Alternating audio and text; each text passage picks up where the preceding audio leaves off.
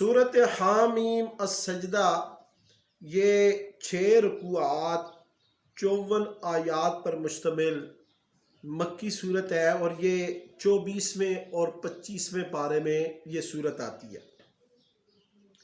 ترتیب مصحف کے اعتبار سے صورت حامیم السجدہ کا نمبر 41واں ہے۔ اس کی آیت نمبر 38 میں آیت سجدہ ہے، اس لیے اس کو حامیم السجدہ کہا گیا ہے۔ اس صورت کا ایک اور نام ہے فصلت۔ اس صورت کا بھی موضوع دعوت الی القرآن، دعوت الی الحق ہے، اور منکرین کے انجام بد کا بھی اس میں ذکر موجود ہے۔ سب سے پہلے اللہ رب العزت نے فرمایا حامیم تنزیل من الرحمن الرحیم، کہ یہ قرآن کریم رحمان اور رحیم کی طرف سے نازل کردہ کتاب ہے۔ ماننے والوں کا انجام خیر ہے، اور اس کتاب کو نہ ماننے والوں کا انجام بد ہے۔ پھر اللہ رب العزت نے فرمایا قل انما انا بشر مثلکم یوحی الی، اے حبیب آپ ان کو بتا دیں میں تو تمہارے جیسا انسان ہوں، لیکن مجھ پر وحی الہی نازل ہوتی ہے کہ معبود ایک ہے، معبود حقیقی ایک اللہ کی ذات ہے۔ تفسیر روح المعانی اور تفسیر مظہری میں ہے، حضرت امام حسن بصری فرماتے ہیں کہ اظہار تواضع کے لیے اللہ تعالیٰ نے اپنے محبوب علیہ السلام کو یہ کہنے کا حکم دیا کہ اے محبوب آپ کہہ دو میں بھی تمہارے جیسا بشر ہوں۔ دوسرے رکوع میں اللہ رب العزت نے تخلیق ارض و سماء اور اقوام سابقہ سے درس عبرت کا ذکر کیا۔ اللہ نے فرمایا قل اَإِنَّكُمْ لَتَكْفُرُونَ بِالَّذِي خَلَقَ الْأَرْضَ فِي يَوْمَيْنِ وَتَجْعَلُونَ لَهُ أَنْدَادًا، آپ ان مشرکوں کو کہیے کہ تم اس خدا کے شریک بناتے ہو جس نے 2 دن میں زمین بنائی، 2 دن میں اس کے اندر خزانے پیدا کیے، پھر 4 دن میں مکمل کیا ان چیزوں کو، پھر مزید 2 روز کے اندر 7 آسمانوں کو دھوئیں سے بنایا، اس کی زینت اور حفاظت کے لیے ستاروں کو پیدا کر کے کل کائنات کی تخلیق 6 روز میں مکمل فرمائی۔ پھر یہ لوگ ماننے کے لیے تیار نہیں تو انہیں بتا دو قوم عاد، قوم سمود کی تاریخ درس عبرت حاصل کرنے کے لیے کافی ہے کہ وہ قومیں طاقتور تھیں، لیکن جب اللہ کے مقابلے میں آئیں تو اللہ نے انہیں تباہ و برباد کر دیا، اور آنے والی نسلوں کے لیے ان کو نشان عبرت بنا دیا۔ پھر سورہ حامیم السجدہ کے تیسری رکوع میں اللہ رب العزت نے کان، آنکھیں اور کھال چمڑے کی گواہی کا ذکر کیا کہ قیامت کے روز اللہ کے دشمنوں کے خلاف خود ان کے کان، ان کی آنکھیں اور ان کی کھالیں گواہی دیں گی۔ کافر اپنے جسموں سے پوچھیں گے کہ تم خود ہمارے خلاف کیوں گواہ بن گئے ہو؟ وہ جواباً کہیں گے کہ ہم اسی کے کہنے پر بول رہے ہیں جس نے بولنے کی سب کو طاقت بخشی ہے۔ وَقَالُوا لِجُلُودِهِمْ لِمَ شَهِدْتُمْ عَلَيْنَا قَالُوا أَنْطَقَنَا اللَّهُ الَّذِي أَنْطَقَ كُلَّ شَيْءٍ وَهُوَ خَلَقَكُمْ أَوَّلَ مَرَّةٍ۔ پھر اللہ رب العزت نے قرآن کریم سے متعلق کافروں کا جو رویہ ہے اس کا ذکر کیا۔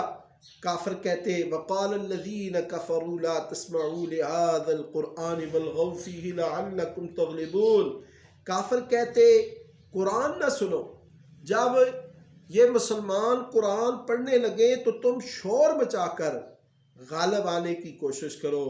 اللہ فرماتا ہے کہ ان چیزوں ان حرکتوں سے ہم انہیں سخت ترین سزا دیں گے۔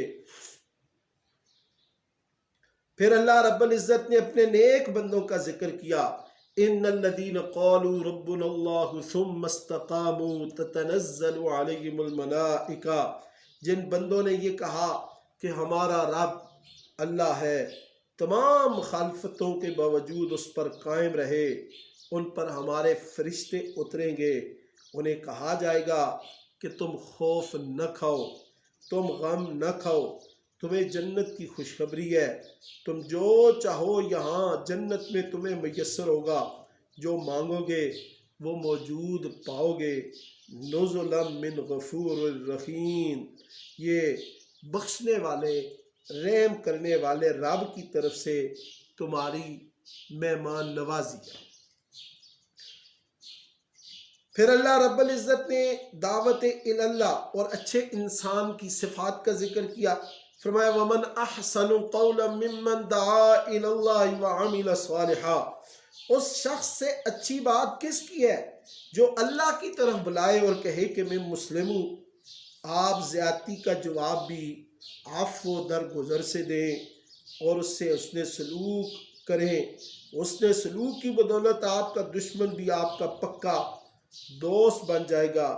یہ بات صابر اور صاحب نصیب لوگوں کو حاصل ہوتی ہے۔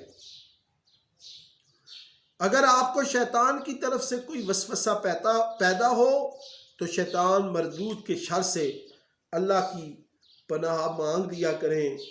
اور پھر اللہ رب العزت نے فرمایا آیات الہی کو الٹے معنی پہنانے والے اور آیات الہی میں الحاد کرنے والوں کے لیے سخت عذاب ہے۔ ان الذین یلحدون فی آیاتنا لا یخفون علینا، جو ہماری آیات کے الٹے معنی پہناتے ہیں ان کا یہ عمل ہم سے مخفی نہیں ہے۔ یہ کافر جس کتاب کا انکار کر رہے ہیں یہ ایک زبردست کتاب ہے، اس کے سامنے باطل ٹھہرنے کی جرت نہیں کر سکتا۔ پھر اللہ رب العزت نے یہ واضح کیا کہ جو نیکی کرے گا تو وہ اپنے ساتھ ہی نیکی کرے گا، اور جو برائی کرے گا وہ اپنا ہی نقصان کرے گا۔ تیرا رب بندوں پر کسی قسم کا ظلم نہیں کرتا۔ من عمل صالحا فلنفسی ومن اساء فعلیہا وما ربک بظلام للعبید۔ سورہ حامیم السجدہ کے آخری رکوع جو کہ 25ویں پارے کا پہلا رکوع ہے، اس میں اللہ رب العزت نے فرمایا الیہ یرد علم الساعہ، قیامت کے وقت کو اللہ ہی جانتا ہے، کونپلوں سے کیسے پھل اور پھول برآمد ہوں گے یہ اللہ ہی جانتا ہے، شکم مادر میں کیا ہے حقیقی طور پر اللہ ہی جانتا ہے، کب جنے گی اس کا علم بھی اللہ ہی جانتا ہے، قیامت کے بارے میں یہ پوچھتے ہیں اس کا بھی علم اللہ ہی جانتا ہے۔ قیامت کے دن اللہ تعالیٰ ان سے پوچھیں گے این شرکا، تمہارے شریک کہاں ہیں، انہیں لاؤ وہ تمہیں عذاب سے بچائیں، لیکن وہاں کوئی کسی کے کام نہیں آ سکے گا۔ وہ خود کہیں گے ہم ان سے برات کا اظہار کرتے ہیں۔ انسان خیر کی طلب کرنے سے کبھی اکتاتا نہیں، لیکن جیسے ہی اس کو تکلیف پریشانی آئے تو وہ مایوس ہو جاتا ہے۔ جب آرام اور راحت ملے تو وہ قیامت کو بلا دیتا ہے اور ہر فائدے کو اپنی ذات کی طرف وہ منسوب کرنے لگ جاتا ہے۔ انسان کو جب تکلیف آئے تو لمبی لمبی دعاؤں میں لگ جاتا ہے، اور آرام اور راحت کے وقت اللہ فرماتا ہے وہ ہمیں بھول جاتا ہے۔